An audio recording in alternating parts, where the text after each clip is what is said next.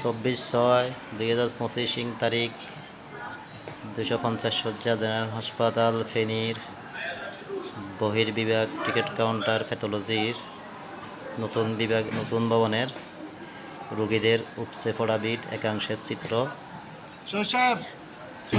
বলেন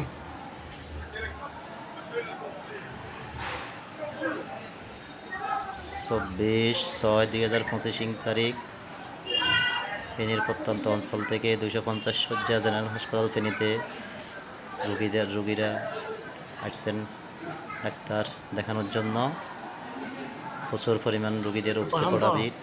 আজকে বহির্বিভাগের একাংশের চিত্র নতুন ভবনের নিচতলায়। এখন বর্তমান জ্বর, সর্দি, কাশি, হাঁচির প্রচুর ভয়াবহতা চলতেছে। সকলে সাবধান থাকবেন, সঙ্গে সঙ্গে ডাক্তার দেখাবেন। অবহেলা একটা